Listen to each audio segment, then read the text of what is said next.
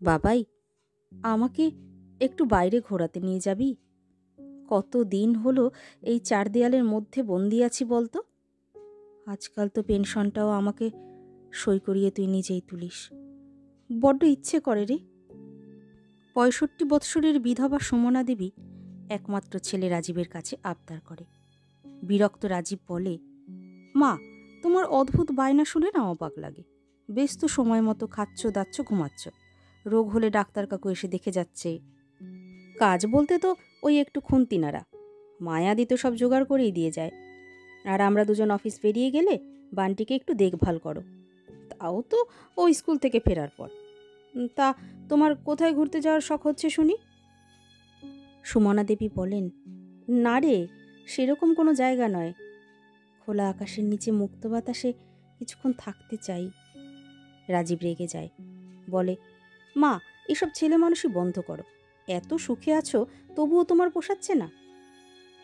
জানো, কত মানুষ আছে যারা বৃদ্ধ মা বাবাকে বৃদ্ধাশ্রমে রেখে আসছে। সেখানে তো তুমি অনেক আরামে আছো। আর কিছু বলেন না সুমনা দেবী। একটা দীর্ঘ নিঃশ্বাস পড়ে। মনে মনে ভাবেন, একটা সময় কর্তা বারবার বলা সত্ত্বেও ছেলের পড়ার ক্ষতি হবে ভেবে কোথাও ঘুরতে যাননি। আর আজ সেই ছেলে একটু বাইরের প্রকৃতি দেখাতে চাইছে না। অথচ ছেলে, বৌমা, নাতি প্রতি সপ্তাহে ঘুরতে যায়। হয়তো বুড়ো হলে এভাবে মূল্যহীন হয়ে পড়তে হয় প্রতিটা বাবা মাকে। আজ সকাল থেকেই খুব আনন্দ হচ্ছে সুমনা দেবীর। আজ তার ছোট বোন শোভনা আসবে। সারাদিন দিদির সাথে কাটাবে। শোভনা 1 বছর হলো প্রধান শিক্ষিকা পদ থেকে রিটায়ার্ড করেছে। এক ছেলে, এক মেয়ে, বেশ সুপ্রতিষ্ঠিত। দুজনেই দেশের বাইরে সেটেলড। কিন্তু শোভনা কারো কাছে থাকে না। 2 বছর হলো স্বামী মারা গেছে। 4-5 জন কাজের লোক নিয়ে তার সংসার। প্রচণ্ড সাহসী, প্রতিবাদী ও বুদ্ধিমান। রাজীব বা তার বউ শোভনা আসার জন্য ছুটি নিতে পারবে না বলে জানিয়েছে সুমনা দেবীকে। অগত্যা মায়ার হাতে কিছু টাকা তুলে দিয়েই ছোট বোনের পছন্দ খাবার করিয়ে নিয়েছে সুমনা দেবী। দুবোন সারা দিন খুব গল্প আনন্দ করে। সুমনা বোনের কাছে তার বন্দি জীবনের দুঃখের কথা বলে। শোভনা বলে, দুঃখ করিস না দিদি, আমি তোকে নিয়ে যাব। অনেক দিন তো হলো অন্যের জন্য বাঁচলি, এবার নিজের জন্য একটু বাঁচতে শেখ। এখন কাউকে কিছু বলবি না, সব ব্যবস্থা করি, তারপর যাবার আগে জানাবি, কেমন? কথা রেখেছে শোভনা।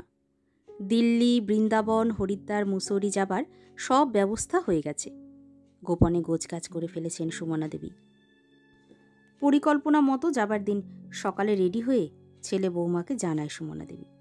রাজীব বাকরুদ্ধ হয়ে যায়, বলে, কি বলছো মা? তুমি চলে গেলে কি করে চলবে আমাদের?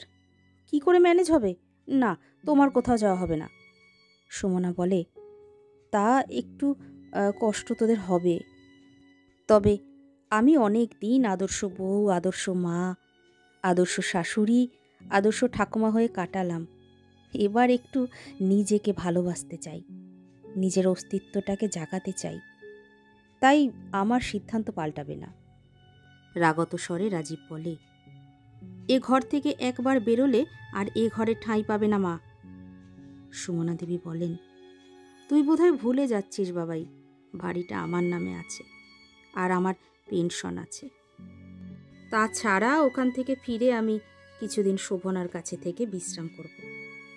তারপর তোরা যদি চাস তো আসবো, না হলে 2 বোনই বাকি জীবনটা একসাথে কাটিয়ে দেব।